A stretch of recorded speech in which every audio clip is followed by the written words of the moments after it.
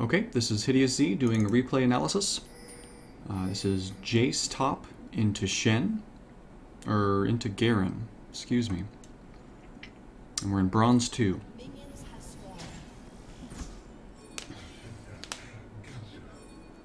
So, Garen obviously is a melee champion who specializes in lane sustain. If he can get out of combat for a few seconds, he'll start regenerating his health very rapidly. It starts out at a decent clip that he regenerates his health, and then as soon as he hits level 6, it bumps up again. I want to say it's level 6. It might be level 11 that it hits its first big jump. Let me look it up.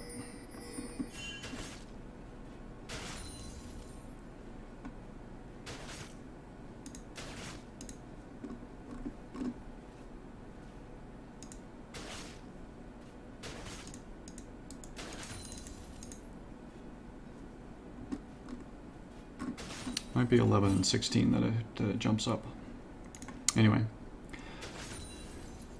So whenever somebody doesn't show up in lane like this, this is an opportunity for you. You can do one of two things. You can hard push the lane.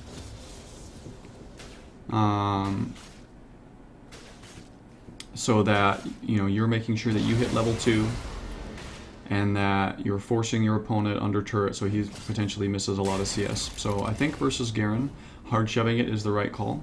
The one thing you want to be careful of is if your opponent does not have smite, if they're not taking smite top lane, then there is a chance that they are, if they do have smite, then they might be doing a jungle camp on their own. And some champions even without smite will do a jungle camp on their own and then come to lane, teleport to lane. But if they don't have smite, then there's a chance that they're doing what they just did. They went and stole your red buff. And so that's where a level 2 gank can come out, because Garen will come to lane and Shen will come and try to level 2 gank top immediately. And so you want to be a little bit careful when your lane opponent doesn't show up. Just be aware of that. You can hard push the lane, but don't hard commit and walk all the way up to the turret.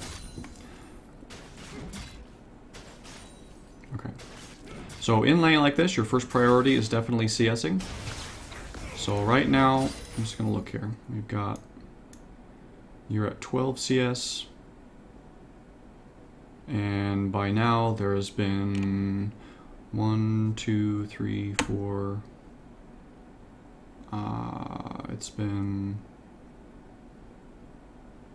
This is the 4th wave coming into lane. So you're at 12 CS. And there has been 19 that have come to lane so far. So you've missed 7.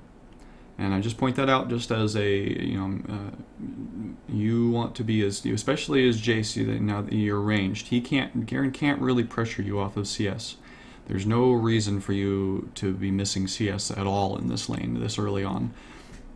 He can't do anything to stop you. And so, those 7 CS, that's just pure mechanics. That's purely just you needing to keep practicing on that fundamental mechanic of improving your CSing. That's the kind of thing where 7 CS. That's about an assist's worth of gold. Not quite. It's about 100 gold, maybe a little bit more, 110 or 115 or so.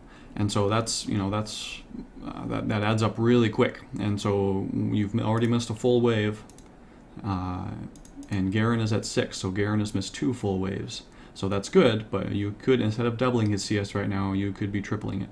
And so that's just well, I guess you have these 4 here, so it's not, you haven't missed 7 yet, so we'll see how these go. Okay, so you missed 1 there, picked up that one, picked up that one, and picked up that one. Okay, so you didn't miss 7, you missed 4. So not quite as bad as I was thinking.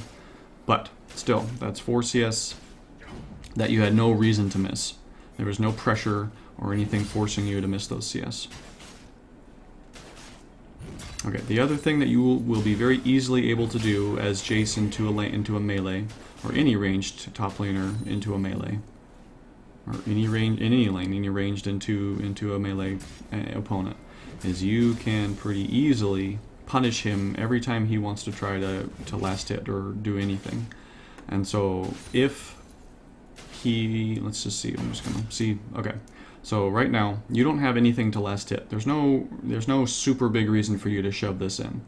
And right about now, Shen is on the bottom side of the map, but this is kind of the gank window from about 3 minutes 30 seconds to about 4 minutes 30 seconds. You want to have put your ward down here by about 3 minutes 15 at the latest. So you haven't put your ward down at all. So about 3 minutes 15, you want to. That's why it's nice to kind of shove those first couple of waves, because right about then that gank window is starting up, and so you can walk down and throw your ward down in this brush without having to give up any CS. It would be expiring right now, and so you would want to start playing a little bit safer. So there's not really a great reason to be shoving it into his turret at this point. It would be kind of nice actually if he was shoving it your way, so that you could continue, you could get the wave over to here, and then you can much more easily bully him and CS without being overextended and exposing yourself to a gank. Now right now Shen is bot lane, but I don't know that you know that. You might know that. You might have seen him at red. I wasn't paying attention. So maybe you know that he's at red or on the bottom side of the map. And so if you do know that, then you can afford to be more aggressive, because you know that he's not going to be popping out of nowhere and attacking you if you're really pressuring Garen. So anyway, so there's not a great reason to push the wave right now. Because in fact, it might be better to let Garen push the wave so that you are not overextended, and so that you can zone Garen out a little easier. Because what you can do as Jayce, let's watch what Garen does here. So I'm going to slow it down. Okay, so you didn't need to hit that minion. It wasn't a last hit, and you end up missing the last hit. So right now there's nothing for you to last hit. This minion is probably going to be the next one you're going to need to last hit, but it's going to be a few seconds before you need to do it. So what's Garen likely going to do next? So this is the one that you're watching, this minion right here. And Garen is looking at this one. So, because that one is just shy of last hit. It's gonna be last hittable in just a second, and then he's gonna look at this one. So these two are probably gonna be last hittable before this one is. Or at worst, this one, it's in between. Yours is in between. So as Garen walks up, he's gonna walk up here, right to here, and he's gonna hit this minion. Your auto attack range is something like this, maybe a little bit bigger.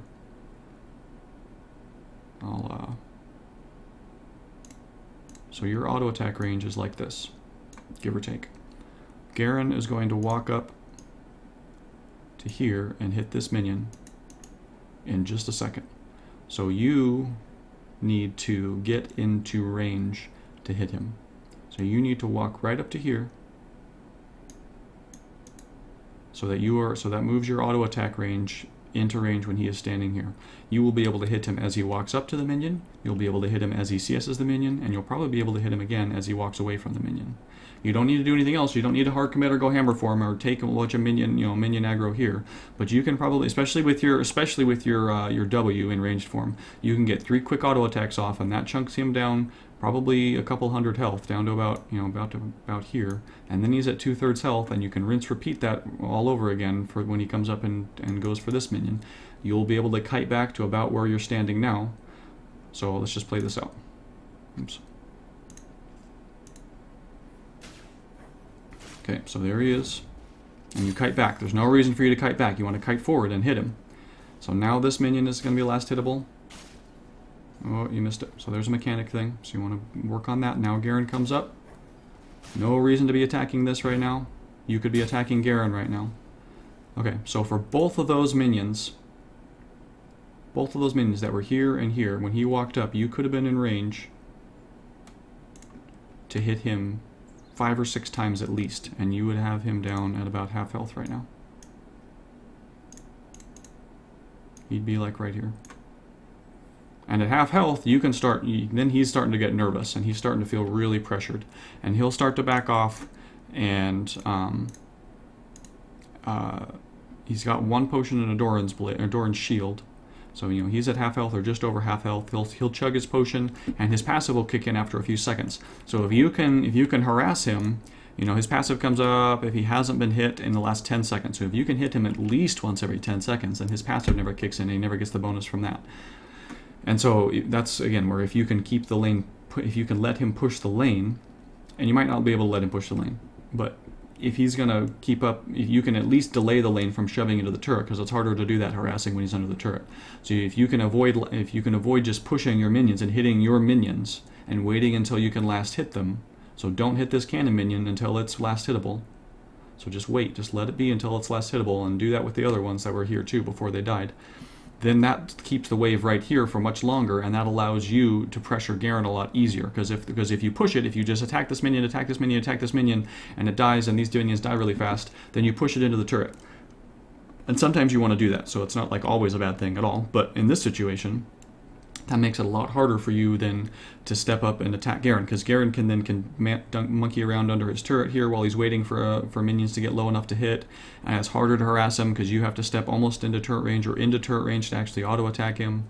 And so in general, for right now, early on, when you have a really big power spike or power advantage versus him because of your range, and he's not strong enough really to be attacking you, jumping on your face or anything, you want to maximize the amount of pressure you can put on him. Okay, I'm going to let this play out a little bit in slow motion again. Not quite that slow. So yeah, no reason to be attacking this. You know Garen is attacking this minion, and now you have nothing better to be doing but waiting for him to go up and attack this minion and be pressuring him. He has no business being able to stand here for free. There's no reason to let him stand here for free.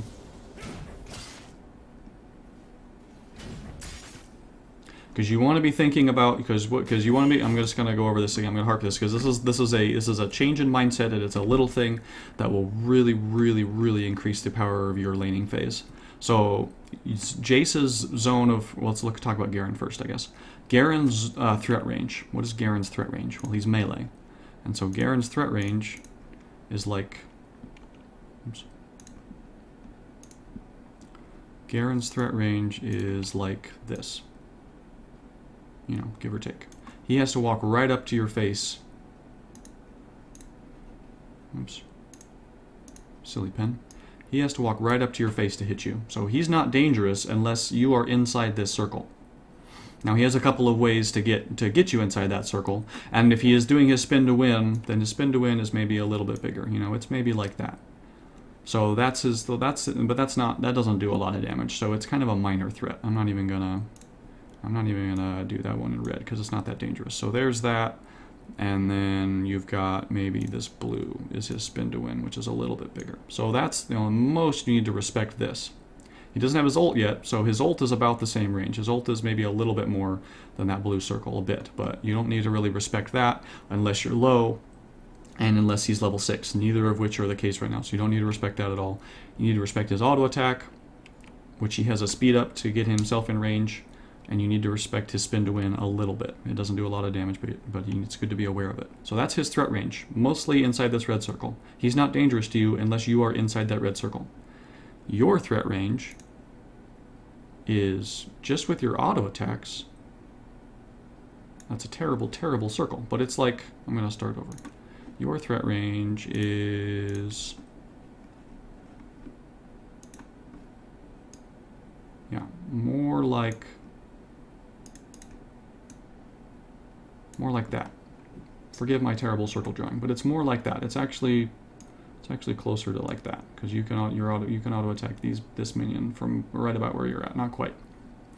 So that's your threat range. So Garen is in danger every time he steps into this circle, or every time you step forward and put him in this circle. With your shock blast, your effective threat range goes like way the frick out to like, here. So I mean, your shot, and just with the unempowered one, the empowered one goes even further. So you have threat range that just goes, it's just bananas compared to what Garen is. Garen is like committed, it has to get you within just an immediate circle around him. Your threat range is gigantic compared to that. Now when you're in hammer form, your threat range is still bigger than his because you have a gap closer. You have a jump. Your leap on your Q on your hammer is pretty gigantic compared to his. He has a speed up, so he can run a little faster to get to you. And I think the auto attack range on his Q is a little bit larger than his normal auto attack range, but it's nothing compared to what your hammer stance is. So your hammer stance range even is bigger than Garen's. And so threat range. And so there's just no reason. So let me start over there again. So this being your threat ranges and this being his threat range, this small little circle around him.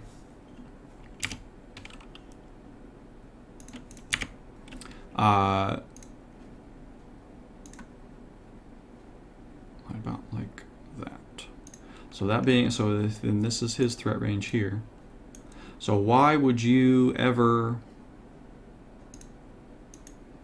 not, why would you ever not be pressuring him?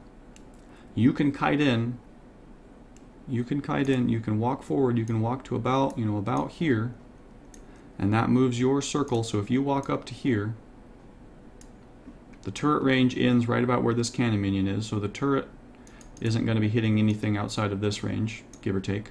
So if you walk up to here, you're outside of turret range, and that puts your circle, about like that. And so then you can be auto-attacking Garen, auto-attack Garen, auto-attack Garen, auto-attack Garen. You auto-attack him straight to death. You need to be a little bit aware of the minion aggro, so you can dance in and out a little bit. You don't want to just sit here and get pounded by them. But you can be auto-attacking, and if he comes towards you, if he moves forward, so then Garen, so you're auto-attacking Garen, and so he's like, I'm not going to take that, so he hits his Q and he moves towards you. Easy. You just kite back. You were here, so then you kite back, and you're auto-attacking him the entire time. He can't close on you fast enough. So he hits his Q, so if he's moving a little bit faster than you, well, what do? Well, you hit R and you smack him with your E, and you knock him back, and then you switch back to cannon form as soon as you're able to, and rinse and repeat. Auto-attack, auto-attack, auto-attack, auto-attack. Every time Garen tries to close with you, you knock him back, or you hit him with your Q and then knock him back, and you end up doing way more damage. Since Garen's Q is a silence, if you Q up, so if Garen walks up to you with his Q on, and you can see because of the animation and the sound effect, so you know when he's got his Q. So if he hits his Q, that animation will play and the sound effect will play, so you'll know. So he'll walk up to you with his Q, he'll be moving faster, so you'll have a lot of warning, but that's what's coming. So you can switch the hammer form and just and target your E on him. Hit him. Don't wait for him to actually close with you and hit you before you hit your E, because his Q is a silence.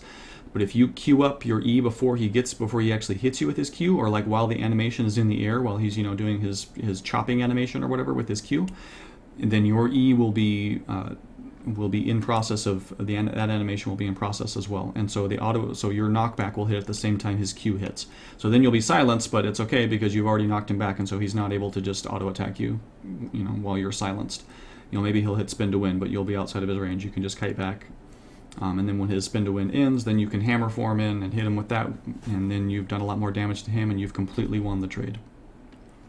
Okay, so I just talked about a lot of stuff, so I hope that was clear. Feel free to hit me up on Reddit or Skype or in client if that didn't make sense. But you always want to be, as much as is possible, you want to be keeping Garen inside your threat range, and you want to be keeping yourself outside of his threat range so that you can be doing damage to him, but he's not able to do damage to you. That is the ultimate trade. And since you're ranged, your threat range is gigantic and his threat range is small, so that sweet spot between the edge of his range and the edge of yours is massive. And so it's pretty easy to put him inside that. So always be looking to maximize that and use that to your advantage. You will be able to crush people like Garen if you can really master that dynamic. Okay, let's move forward. Okay.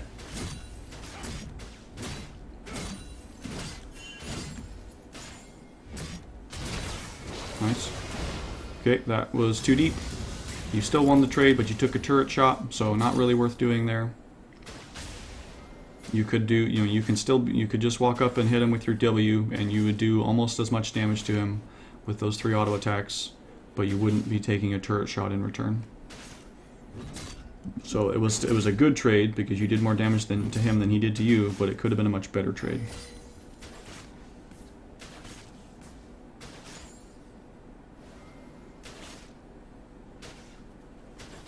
Okay, the next major gank window is going to be about at 8 to 10 minutes. And so at about 8 minutes 30 at the most, you want to walk down and throw your ward down again. So you've got a little bit of time here.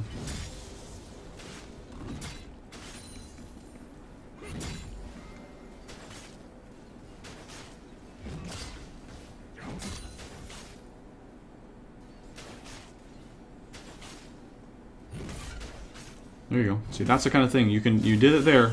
You could have done it about 50 times by now. So, that's just the thing. It's you can make his life a nightmare in this lane, but you're giving him so much breathing room to do whatever he wants, and you're not punishing him for it.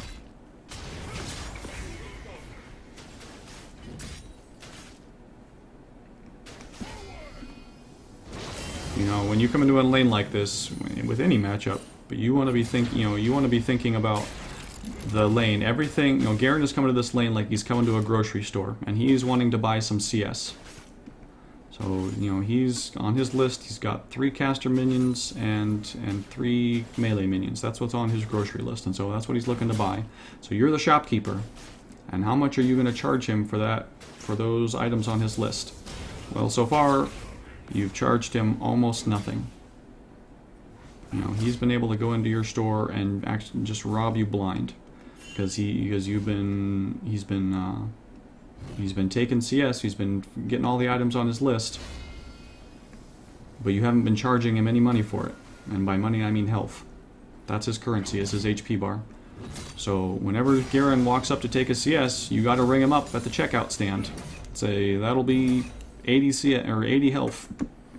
That caster minion will cost you 50 health. That melee minion will cost you 100 health, etc, etc, etc. As much as you can charge him, you want to price gouge him for that, for the items on his list. As much as you can get away with charging him,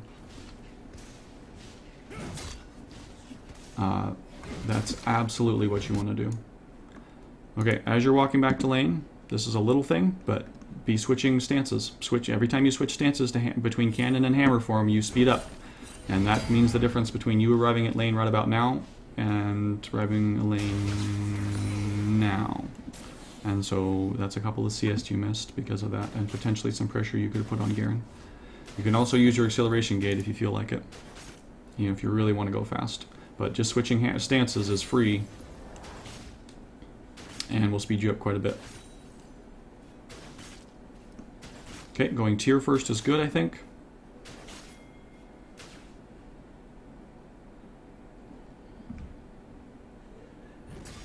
Okay, you got your ward down, that's good. 9 minutes is about the gank window, because you can see Shen is here, so he's probably going to do blue next, and then maybe look to come top.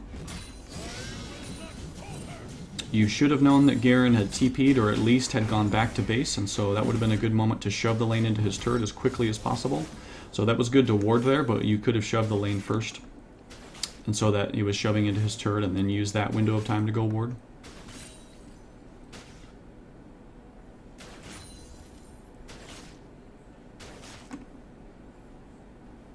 Coming up, he wants to buy that minion. Charge him. Okay, now you see when you watch him, when you see him come up and doing that, you want to be if he's walking towards you, you kite back immediately. You don't go out of your auto attack range, but you kite back so that you are, you know, kind of at your max auto attack range, so that if he hits his Q, you have time to switch to hammer form and knock him back.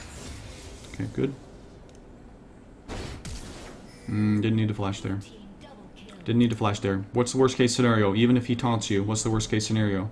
He taunts you, hits you once or twice. He's not level, you know, he's not even level 6 yet, so his taunt is not that long. He's put 1 point into his taunt, and so he taunts you for 1.5 seconds. I don't think that even scales up. I forget if it scales up or not, but 1.5 seconds at most. And so 1.5 seconds, he has time to hit you once, basically. Maybe with his, you know, so he does a little bit of damage to you. Garen walks up to you and does a little bit of damage to you. You're at like a third health, like absolutely worst case scenario. And if they get you that low and you're really worried about Garen like ulting you, which you only need to worry about if you're at like a quarter health or a little bit less at this point, then you flash. But for that, I don't think he was even going to hit you with his taunt regardless, but that was a preemptive flash, so you burn that cooldown kind of unnecessarily. Because as soon as you burn your flash, Sen's like, oh my gosh, his flash is down, now I can really pressure him. You should be pinging this. You should have seen him walking in because the ward didn't expire until he'd already walked into the bush, so you should be pinging this and letting your jungler know that he's doing red. You could also look at actually walking into your jungle and stopping him, because this is still going to do a lot of damage to him.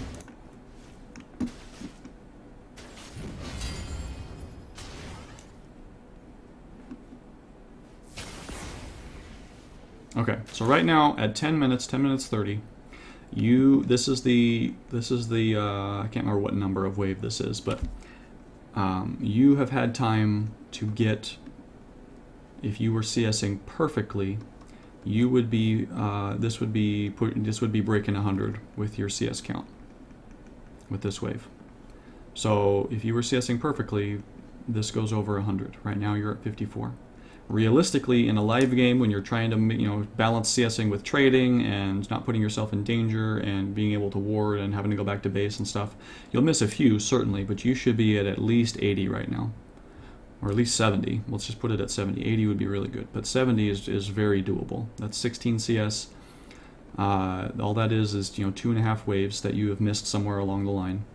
Garen is even doing even worse, but if you were at 70, that's a 30 CS lead. That's 2 kills, almost. That's almost 2 kills worth of gold. So you haven't gotten a kill yet, but if you had that bigger CS lead, you would still be 2 kills worth of gold up on him. And again, you'd be able to just keep, you know, you got a stranglehold originally walking into this lane, you're already having an advantage because of your range versus his melee. But as you continue to get a greater and greater and greater CS lead and your item advantage grows and grows and grows and grows, you walk into lane already having a stranglehold on him. And you can just increase the pressure and increase the pressure and increase the pressure until he absolutely cannot even be in lane with you. And he'll try to build armor to try to keep up with you. But if you play it right, you will be able to beat him out regardless of what he does. Another thing, going back to just kind of the general philosophy of this lane and how you're not really pressuring him nearly hard enough, is you brought Ignite to this lane. And Ignite is a summoner you again, don't walk up to win range where he was easy to do that. Just keep yourself at max auto attack range so that when he queues to walk up to you, you have time to switch hammer form and hit him with your E. But anyway, you brought Ignite to lane, which is it's a summoner that you bring when you want to crush your lane opponent.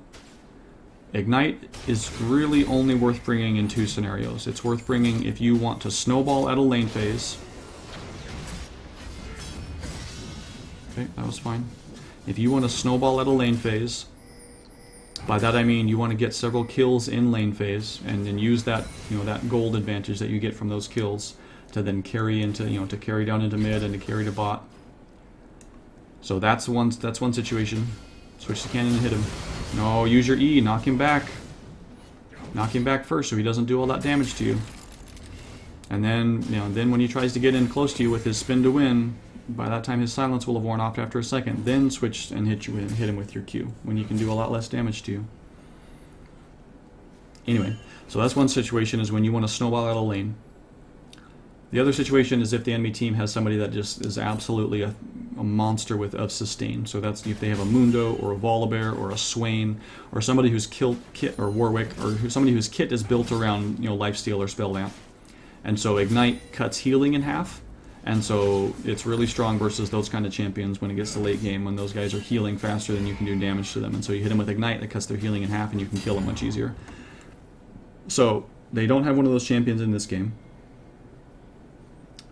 Your mid lane probably has Ignite. No, it's Vel'Koz, never mind, he has to heal. So you don't have one of those champions in this game. So Ignite is not super critical, and you are not pressuring Garen hardly at all. You are making 0 use of this summoner spell. You would have been, I'm not sure why you're giving him so much room right here. I don't know if you're lagging or if there's something going on, if you got a phone call or something, but it looks like maybe you're lagging. So that's frustrating. But anyway, you're not pressuring Garen at all, and so this summoner spell is completely wasted. You would have been a million times better off taking teleport if this was how you're going to play the lane. You might be better off taking teleport anyway, but certainly if you're not confident that you can pressure the lane. So versus Garen, Ignite is okay, but you got to make use of that spell and go aggressive. I'm guessing you're having some lag issues right now. That's kind of what it looks like. I'm going to speed up a bit here. Versus a matchup that you're not sure you'll be able to pressure that hard, whether it's another ranged champion or if it's somebody that has a lot of sustain or just gets super tanky super fast, like a Maokai or somebody else that's just hard to deal with or hard to reliably get kills on. Then teleport is gonna serve you a lot better, because that spell is more powerful overall than Ignite by a large margin.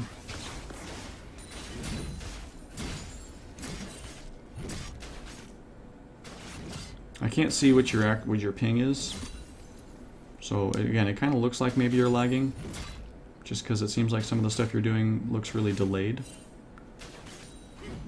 Oh, see, for free. This is free. There's no reason.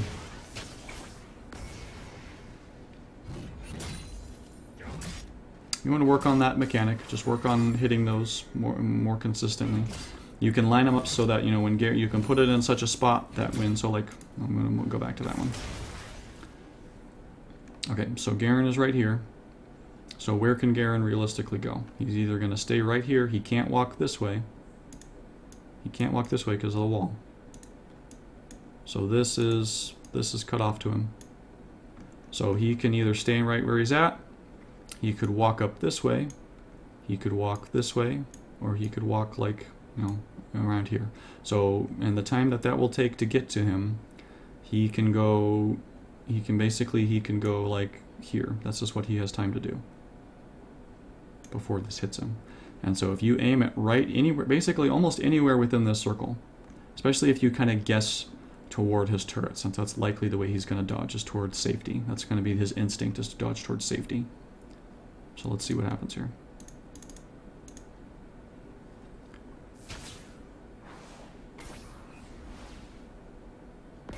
Okay, so you didn't fire it as quick as I thought. So that combo you can fire that combo off a lot. You can even fire your Q before you throw the E down. So you can fire the Q out and then throw the E right in front of it as the Q is in the air, and it will still accelerate it, and that's a lot. The combo is a lot faster, and it's harder for him to predict and try to dodge. So you threw down the E animation, and so I was assuming that the Q was immediately coming right before it, but it wasn't. You actually took another second, another beat to throw your Q out. So by the time you did that, he had time to walk out of that circle of danger. And so again, you can look at where he's at. Where is he likely to run? He's either going to run toward the CS if he's not feeling like he's in danger, or he's going to run toward the turret if he feels like he is in danger. So in that situation, you just kind of got to judge based on his actions, what he's done in the past. Has he been skittish? Has he been really bold? Is he going to run to the turret, or is he going to run up toward the minions? And you can lead your shot a bit either direction depending on what you think he's going to do. And then you want to speed that combo up significantly so that when you shoot your Q out and you throw your E out. And that has the added benefit of if you can react fast enough and you can think quick enough. If you throw your Q out and you realize while that Q is in the air, kind of as you're hitting Q, if you realize it's not going to hit because you guessed the wrong direction and he juked the other way, then you can just save the mana on the E. You don't have to spend the E. And so that kind of gives you a little bit of a brief half of a beat to not commit to the full combo and save that resource for the next time you want to do it. But the combo is a lot harder to predict and see coming and dodge if you QE instead of EQ. Or even if you EQ, you can do it a lot faster than what you did, and that still makes it harder to dodge even that much more. Okay. Okay, so there's a lot of good stuff to work on in lane already. Your basic just CSing mechanics. Okay, so you are ahead of him in damage, and so you can go into that situation and do more damage than him. But you went in when there was a minion advantage here, so these three are going to be doing damage to you. These, relatively speaking, it's not massive anymore, like it would be at like level, before level 6. It's still a little bit. But you went in and went hard aggressive when he had his whole combo up. There's really no reason to do that, to close that hard. To just hit him with your auto attacks. Hit him with your auto attacks. If you really want to try to get and go full melee with him, try to bait him. Auto attack him, go aggressive. Try to bait him into going aggressive on you. As soon as he does, then go into hammer for him, hit him with your E. It's a slow, you can keep up with him. You've batted him away. If he tries to keep going aggressive on you with his Q, you'll have batted him away, and then his Q will be spent, but he won't be able to hit you with his spin to win, and then you can go back in with your Q, and you do the same amount of damage to him, but he does a lot less damage to you. So you always want to be thinking about the ways that you can use your kit to your advantage versus his. And by kit, I mean your abilities and what's inherent about Jayce's, how Jayce works. Okay, so the things to work on so far in lane are just basic CSing mechanics. You should be way ahead. You should be way over 100 by now. At 15 minutes, you should be pushing 120 minimum. Or not minimum, you should be pushing 120 CS by 15 minutes. That's a good goal. Okay, now you gotta be thinking, yeah. Okay, good, fine, that was okay. So, you want to be working on your CS so that number is a lot higher. You will have a lot more gold versus him and be able to pressure him that much harder if you can just do that. That by itself will honestly win you a lot of lanes in bronze. Other than that, you have a lot of opportunities in this kind of matchup to absolutely obliterate Garen just by maximizing your range advantage versus him. So those are the two big things right now for you, is to work on CSing and work on pressuring, exercising your threat range, pressuring your threat range, charging for your groceries. In Jayce's CS shop, you got to raise your prices, because right now you're giving stuff away for free. It's a fire sale, and everybody loves coming to your CS shop because you're giving stuff away. That's not the reputation you want to have. You want to have the reputation for price gouging on your CS. So nobody wants to come to your shop. They're going to go elsewhere. Okay. I'm going to speed up a bit. There's a lot to work on in lane phase already. Those are kind of just, well, there's not a lot. Those are two kind of main things.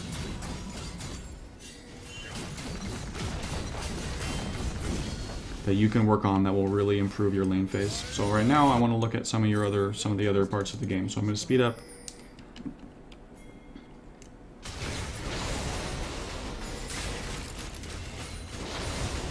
Okay, so you are level 12 and you have not upgraded your yellow trinket yet. This is a crime. This is a crime that I will throw you into jail for.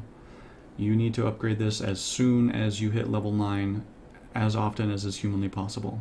When you hit level 9, look to buy this. The first time you are back at base at level 9, this is more important than your next damage item.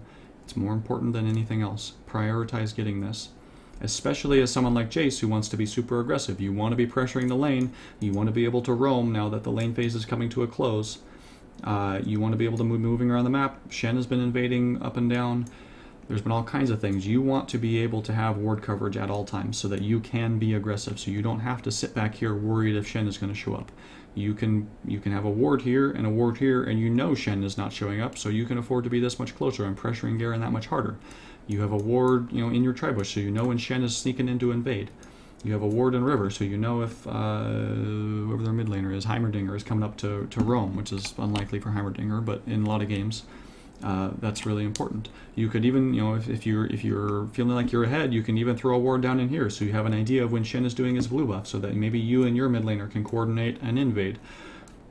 Or you can look to, and at that point you can ping Dragon. If your jungler's on this side and you know their jungler is here and their top laner is here, that's a great time to Dragon. It's a 4v3 potentially. Worst, if everybody that's in range of Dragon collapses. Ward coverage is critical. Ward vision gives knowledge, and knowledge is power, and you use power to win games. Upgrade this thing as soon as is humanly possible. It is the single most gold efficient and powerful item in the game. Absolutely. It cannot be underestimated how powerful this is if you buy it and use it efficiently.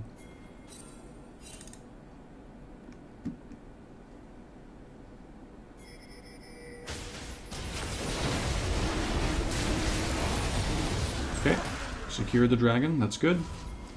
Garen has had time. This is where teleport would come in really handy for you too. You haven't had an opportunity to use ignite even once.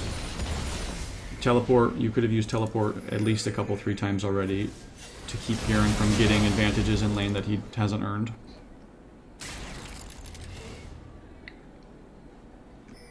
So right now Garen has a kill, he has 2 turrets, and he's caught up in CS.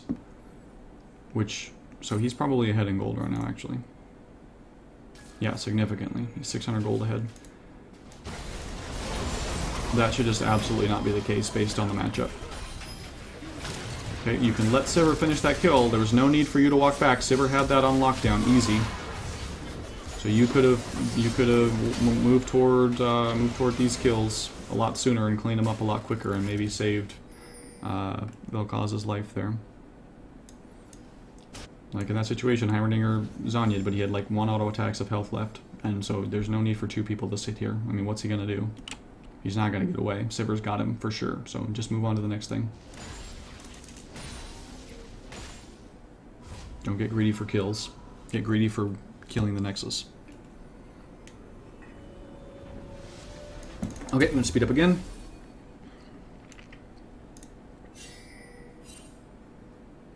I'm just going to speed through some of the mid-game here unless I see something that really stands out.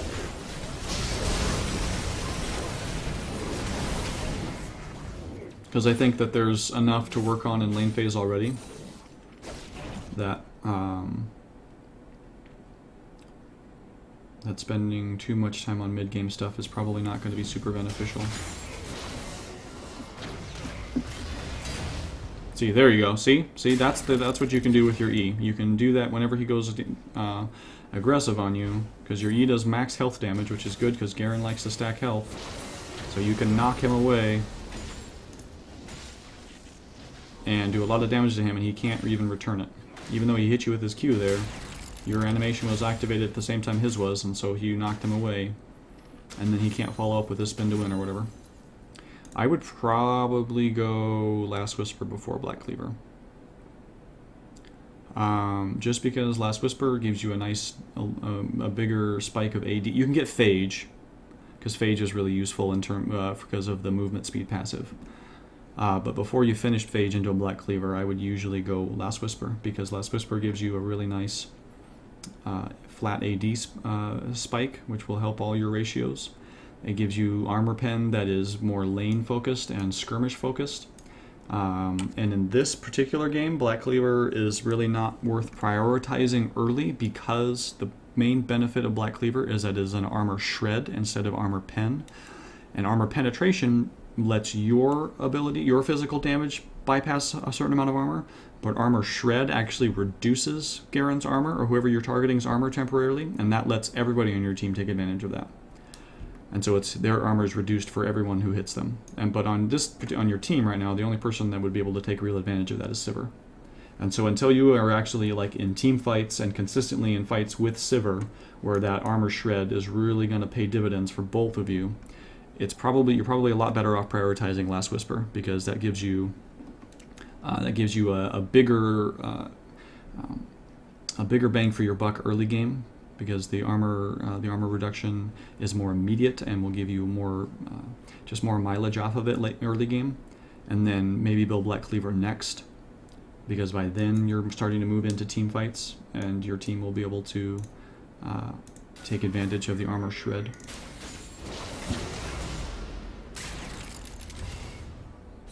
But yeah, you can build Phage first, because the passive on Phage is really useful, but you don't need to prioritize finishing it into a Black Cleaver.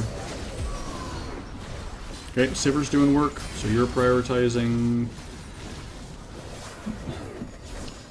That was okay. It might have been better just to collapse on Shen, because Shen is a big tank and he's diving your backline while you're diving their backline. Probably better for all four of you to focus the same target and just immediately kill them, so then Sivir is alive and Vel'Koz is healthy enough to continue pressuring this lane. In this situation, you guys kind of all split up, and so now you can't really do anything, even though you guys won that fight. So it was kind of a waste. You won the fight, but you can't take any objectives off of it, so it didn't really do you any good. Okay, speeding up a little bit again.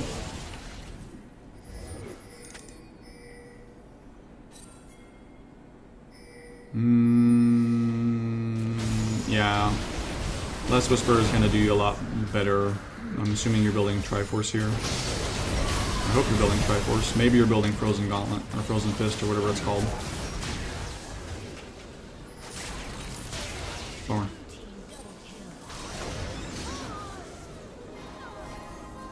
I want to look at that fight again. I didn't really see what happened. Okay, let's look at this situation. So you guys... Let me go back again. Okay, so you guys are doing Dragon. You've got 4 people here, and Blitzcrank is coming. Or he should be coming. What is he doing? I have no idea what he's doing. Okay, so you guys are 4. They steal the Dragon and do a lot of damage to you guys in the process. So one little thing is, your jungler should be on this side of the Dragon, because Dragon does AoE damage. So somebody needs to get, and Dragon does AoE damage, and it will attack in the direction of the person that is closest to him. So if you have your jungler or somebody just standing on this side of Dragon, Dragon will turn around and attack that person. And then all the AoE damage is spent over here. And everyone else is sitting back here taking 0 damage. So all of you grouping up right in front of Dragon, he's just able to attack all of you instead of attacking one of you. So it's a little thing, but he does a lot of damage to you guys here, and then you take a lot more damage from the stuff that they're pumping out. So they steal dragon. You guys are low. Your healthiest person is you, and you're at 2/3 health, and you don't have any real armor or resistances, so you're still pretty squishy. Sivir's squishy, Vel'Koz is low. Sejuani is your best bet, but she's still pretty low. So right now, there's and the dragon is gone. There's nothing to fight over. There's no reason to fight here. The objective is gone. Even if you win a fight, what are you going to do? Like, maybe you would have time to pressure this. Maybe. But somebody's got to go back and deal with Garen.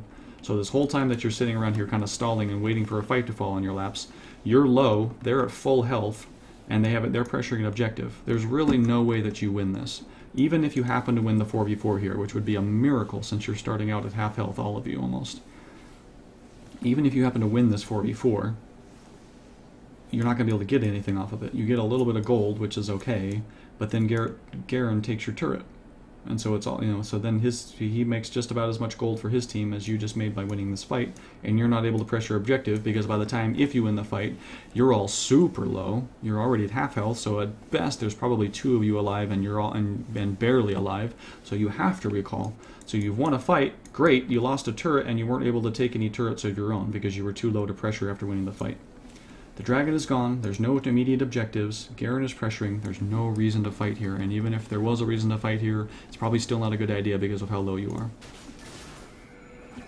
This isn't important because dragon is gone, so for some reason you guys are setting up an ambush here. You land a nice shockwave here, but it's not going to be enough. Shen is pretty big, he's got AoE damage. He's coming in, you knock him back, that's the right move. Sejuani ults, I'm just going to go slow-mo here I guess. Okay, so this is basically the right... You guys are on different pages here, but if you guys were all full health and ready to go, this is almost exactly the kind of situation you would want to be in. Sejuani lands an ult, Vel'Koz is right here, able to pump out his long-range damage from safety. Sivir's in the back, able to do kind of the same thing. You want to be coming this way. I'm not talking about this specific fight, because this is a bad fight. I'm just talking about team fight positioning in general. You want to be like right here, between Vel'Koz and Sivir and Sejuani, so right in the middle. Able to pump out your range damage, and then as the fight starts to swing your guys' way, then you can jump in with hammer form and start finishing people off. So Sejuani goes in for some reason because she thinks you guys are all there. So she goes in, but you guys were running back, so now you have to run back into range, and by that time they've had a chance to recover. Her ult is worn off. So now your positioning is pretty good. This is Sedge. So Sedge is trying to run. This is the Heimerdinger grenade, I'm guessing. Oh no, that's just Sejuani's lollipop. Lol. Okay, so Vel'Koz is pumping out damage. You're in the mix, able to do damage, and Sivir's in the mix, able to do damage. So this is the positioning wise. All other things being equal, this would be okay. Oh, finish Sivir off though, or Sona. One auto attack, almost one auto attack finishes her off. I'm not sure why you turned away. Sivir's overextending now. So yeah, see now because you guys started out so low. There's just no way for you to win this. All they had to do was land a couple of abilities in your host. And Heimerdinger had his ult, so he loves team fights anyway. So Vel'Koz goes down, Sivir goes down, purely because Sejuani's going to die here too. I'm not sure what she's thinking. She's tunneling hard on this, but what's going to happen? Okay, Jinx kills you. So if you guys were full health, maybe, but even then you got to be thinking that Heimerdinger can throw down his mega turret, and that does ridiculous amounts of damage. Sona might have ult, which will lock you all down. Shen has a taunt, obviously. They have a lot of advantages in a closed tight corridor team fight. They can lock all of you down repeatedly and just hit you while you have to sit there and take it. So even if you guys are full health, this is a risky fight. If Sejuani can land a good ultimate and you can burst one of them down, then maybe. But that's a situation you really got to think through, and think through what the different abilities are, what the possibilities are. Is it really worth fighting here? If we could win a fight, what could we get off of that fight? What would be the benefit of winning that fight? Well, there's no benefit of winning that fight. We can't really take anything. So even if we could win the fight, it's not worth fighting. It's not worth risking. We should back off. So on every level, that was not a good team fight for you guys to jump into. As soon as Dragon went down, you guys should have just left. There's no reason to stick around here at all, tempting fate. So fortunately, Blitzcrank was able to stop Garen from just pushing, so that's good. At least you didn't lose the turret as well, but you're going to lose this one now because you lost the fight. Maybe this one too. Yep. No, and he didn't end up taking it. So yeah, so you guys lost 3 turrets off of that. And just purely because you guys stuck around and picked a bad fight. As soon as Dragon went down, there's no reason to stay anymore. Leave, go heal up, get ready for the next thing. But you guys stuck around, and that cost you 3 turrets. Including an inhibitor turret, which is gigantic. Okay. So you're farming up, getting the lanes pushing, that's good. You guys are really spread out right now, which is not good at this point in the game, because they have momentum, they're ahead, they're looking to pick a team fight, they're looking to pressure an objective. If they see you guys are scattered, they can look to force a 5v3, or look to force Baron and get it down before you guys have a chance to group up and respond. I'm going to be a little bit careful about spreading so far out.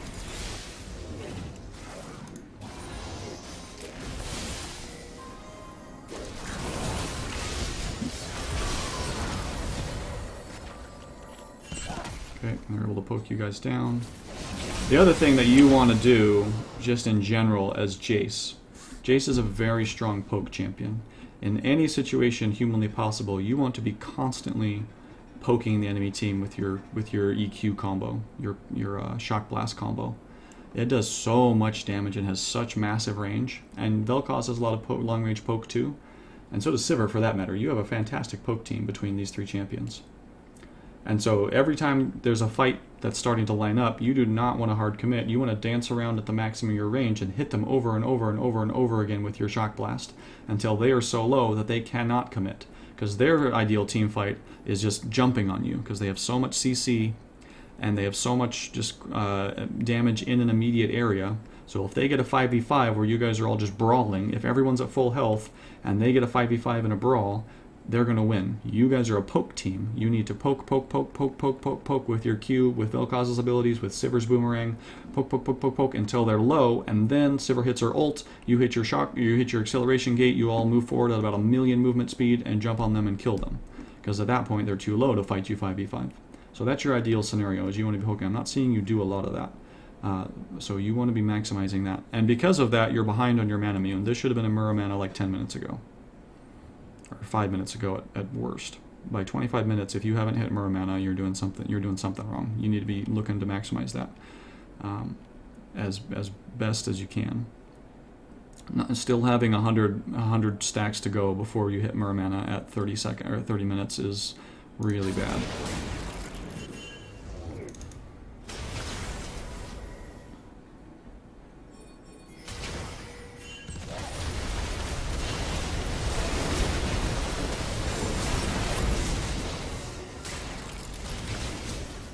So, sneaking Baron there, that's an interesting idea. It's kind of a desperation move. It's something that can work, but you guys didn't bring any pinks.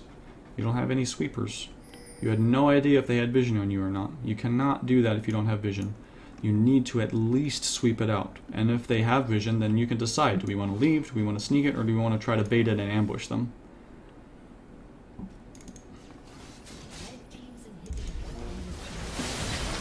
But you cannot afford to take a risky high priority objective like that without making sure you have vision control of the area. Not only did you not have a pink, but you didn't have any vision of the entry corridors either. You had a ward here and that was it.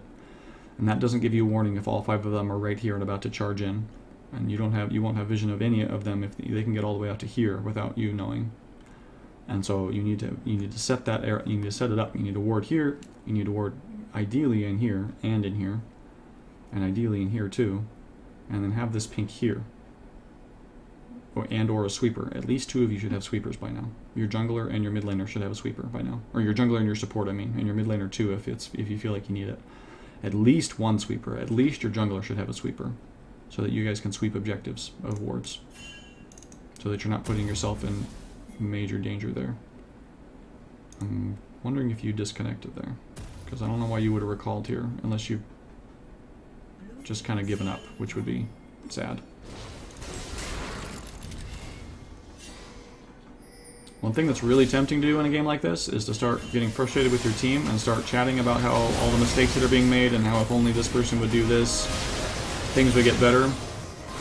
And I understand that temptation, and I can't see chat, so I don't know if you're doing it, but I'll just say it anyway, that that kind of talk, that kind of frustrated talk, even if you're not being ragey or toxic to people, if you're just frustrated and talking about how you wish things had been going better and if only we had done this and why are we doing this, and so you're not talking strategy, you're talking frustration, you're venting.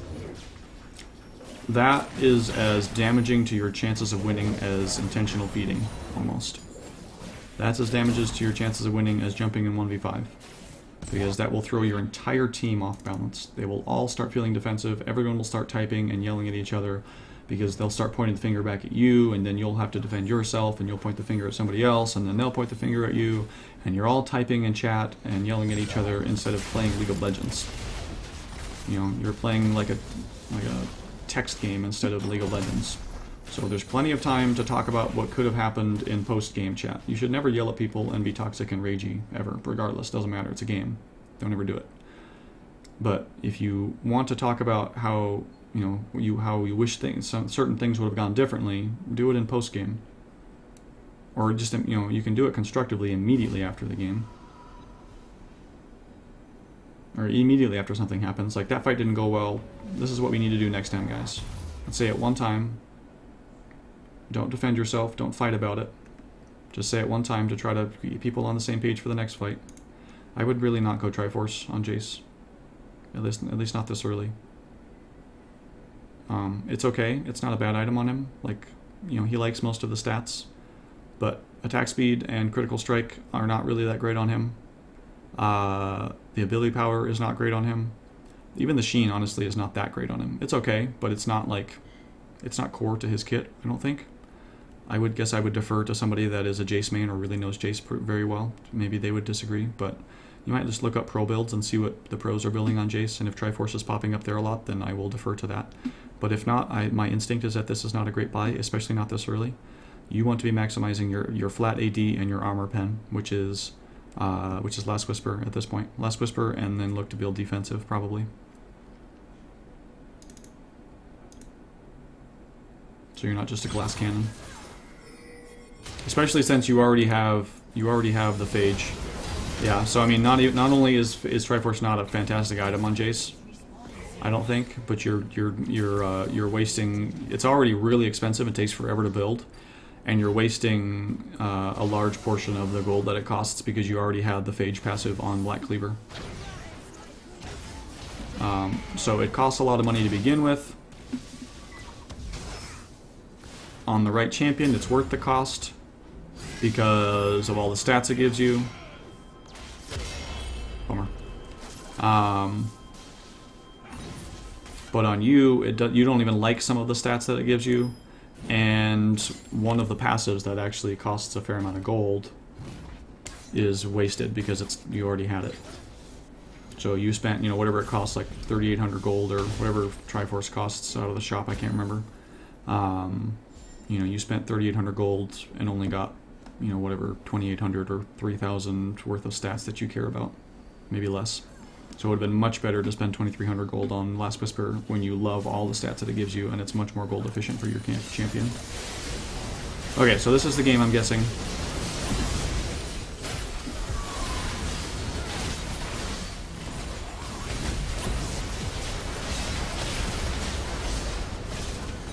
Okay, so basically, overall this game, you guys, as a team, you picked some pretty poor fights, and they were able to punish you pretty hard off of them.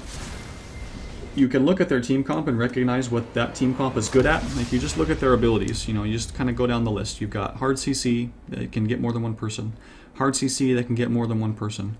Heimerdinger loves to team fight because he loves to set up his turrets, and as soon as people dive on him, he'll throw down his big turret, and it just does incredible amounts of damage. Lots of AoE damage, hard to kill, and can finish off single targets. This team, and then Jinx just is just in general is just a really strong character. Doesn't really add anything necessarily to the team fight. She can fit into different kinds of comps, but 3 of these 4 have area of effect CC, because Heimerdinger can also throw on his ulted grenade, and that can potentially lock everybody in a team down as well. So you've got 3 champions that do AoE CC and love to team fight. All of these champions love team fights, 5v5 brawls. Your team has kind of one champion that loves a 5v5 brawl, and that's Sejuani. Your team has Blitzcrank, who loves to pick people off and kill them and burst them down immediately before a fight starts. Vel'Koz can go either way. He's kind of a poke champion who then likes tight corridors because all of his abilities he can line up all his abilities really easy on multiple people in a tight corridor, like in here as opposed to out in lane. But he can work very well as a poke champion. Jayce works very well as a poke champion. Sivir works very well as a poke champion because you all have long range abilities that do a lot of damage.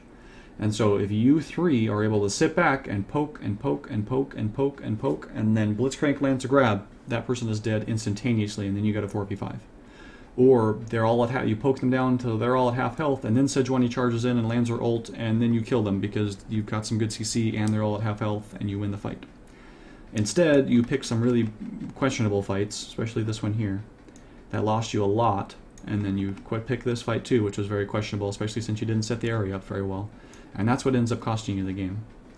In lane phase, we talked about several things, but the biggest things are just basic CSing mechanics, just that fundamental mechanic of improving your CS count, and then also maximizing your advantage in lane of you versus Garen, or if you're playing Jayce, whoever it is, Jayce versus Garen, Jayce versus anybody has range. If you're playing a ranged champion versus a melee champion, you can also do that kind of thing as a melee champion versus a melee champion. You just have to be more careful about it. But it's really easy as a ranged champion versus a melee champion to maximize that threat range and just really punish them for even existing in the lane. If you can do those two things out of lane phase, you'll be a lot stronger coming out of lane phase. That will make the mid game a lot easier. You'll be able to carry fights harder, and these mistakes, these team fight mistakes that you're picking, you'll have more margin for error if you come out of lane phase stronger. So in bronze, it's hard to get everybody on the same page. It's hard to do team fights very well because nobody really knows what the right best practices are and what to do very well. And so it can be hard. Team fights can be really chaotic. And so lane phase is super critical in bronze, because if you can get strong in a lane phase, then the mistakes you don't have to, you can make more mistakes in team fights and be fine. You can get away with more mistakes basically. But if you come out of lane phase behind, then it doesn't take many mistakes for them to be able to punish you really hard. So maximize your threat range, improve your CS, and think through the team fights before you commit to them hard. And look at their team comp and look at the situation and think it through before you commit. If you can work on those three things, I think you will probably, you can even just improve your lane phase. You'll bust out a bronze before too much longer. You'll just have to work on it, improving it, and then just put the time in to play the games, and you'll be out of bronze in no time. Well, not in no time, but in some time, in a short time. Okay, thanks for giving me a chance to look at the game. I really appreciate the opportunity, and I hope it helps. Best of luck.